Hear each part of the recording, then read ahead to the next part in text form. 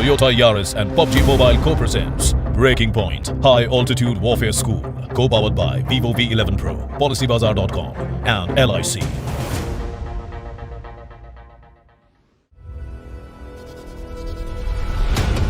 बर्फ में चलने के लिए स्पेशल आइस वॉकिंग शूज या स्कार्पर्स दिए जाते हैं। कार्बन के सोल वाली इनकी मजबूत बनावट टखनों और पैरों को अच्छी ग्रिप देती है, लेकिन इन्हें पहनकर चलना आसान काम नहीं है। इन शूज का वजन करीब 4 से 5 किलो है और ये बहुत ज्यादा टाइट बांधे जाते हैं। बर्फीली ढलानों पर ज्यादा मजबूत पकड़ के लिए क्रैम्पॉन्स यानी मेटल के स्पाइक्स पहने जाते हैं, जो बर्फ में अच्छी ग्रिप देते हैं। अगर सावधानी नहीं बरती जाए तो यही स्पाइक्स फौजियों को जख्मी भी कर सकते हैं। क्रैम्पॉन से अगर पैर कट गया तो कम से कम 2 से 3 टाके लगते हैं और इतने ठंडे इलाके में घाव भरने में बहुत टाइम लगता है।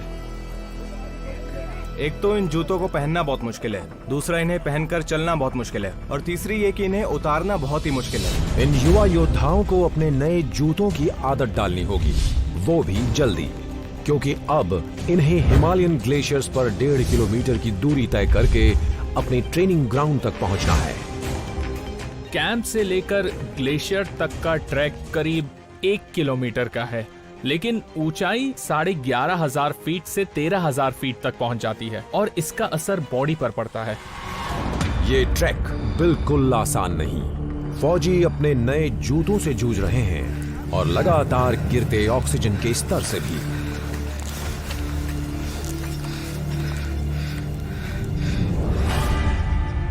ये सब इस युवा फौजी की बर्दाश्त से बाहर हो गया है।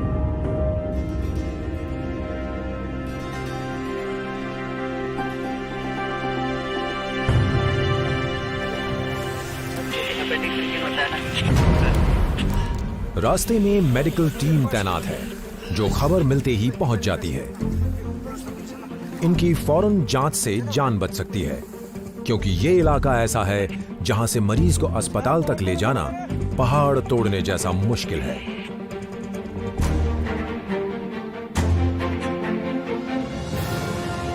हॉर्स के इंस्ट्रक्टर्स बचाव अभियानों में माहिर होते हैं। रूट मार्कर्स चढ़ने वालों को इस बात की भी याद दिलाते हैं कि अगर वो किसी मुसीबत में पड़ जाएं, तो भगवान के बाद हॉर्स को याद रखें। ये सिर्फ कहने की बात नहीं है।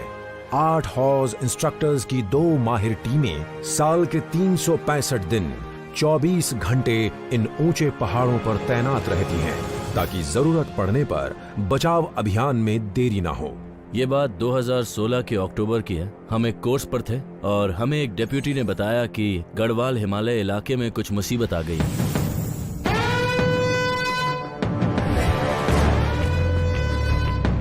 उस चोटी का नाम था माउंट शिवलिंग, जहां पोलैंड से आए 2 क्लाइंबर्स चढ़ रहे थे। वो एल्पाइन स्टाइल से उत्तरी हिस्से से चढ़ रहे थे और वहां फंस गए। ये खबर मिलते ही हमने फौरन ART रूम में बचाव का सामान तैयार किया।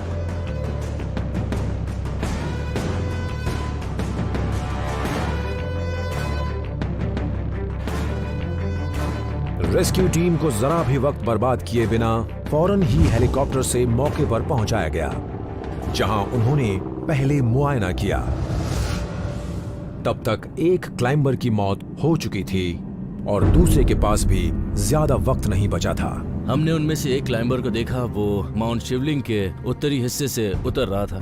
हमने उसे देखा और वो ठीक ठाक नीचे उतर रहा था, लेकिन फिर वो स्लिप हो गया। पता नहीं वो फिसला कैसे, और हमें ये समझ नहीं आ रहा था कि वो जिंदा भी बचा है या नहीं। लेकिन शाम तक जब उसका कोई रिस्पांस नहीं आया, तब हम समझ गए कि वो जिंदा नहीं बचा है। क्लाइंबर को पोलैंड वापस भेजने के पक्के इरादे से हॉर्स के बचाव दल ने 18,000 फीट की खतरनाक चढ़ाई शुरू की। हमने अगले दिन 3 बजे चढ़ाई शुरू की और हम करीब 10 या 10:30 बजे तक उनकी लोकेशन तक पहुंच गए। हमने वहां पर रस्सियां बांधी और फिर धीरे धीरे उनकी बॉडी को नीचे लेकर आ गए। खतरनाक पथरीले पहाड़ों पर जोखिम भरे उतार के जरिए योद्धा क्लाइंबर की बॉडी को सुरक्षित ऐसी जगह पर ले आए जहां से हेलीकॉप्टर के जरिए उसे ले जाया जा सकता था। बदकिस्मती से दूसरे क्लाइंबर की लाश 20,000 फीट की ऊंचाई पर पड़ी थी और उसे निकालना खतरे से खाली नहीं था। देखिए, आप कुदरत से नहीं लड़ सकते, आप उसके सामने लाचार हैं।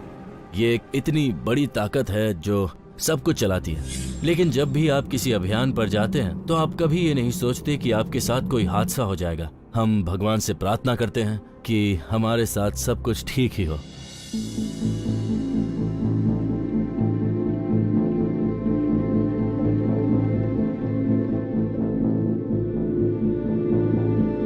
लेकिन अगर बदकिस्मती से ऐसा कुछ हो भी जाए तो एक माउंटेनियर की जान माउंटेन्स पर चली जाए, इससे अच्छा क्या हो सकता है। ये वो कहानियां हैं जो ऊपर चढ़ रहे युवा योद्धाओं को पहाड़ी योद्धा बनने के लिए प्रेरित करती है।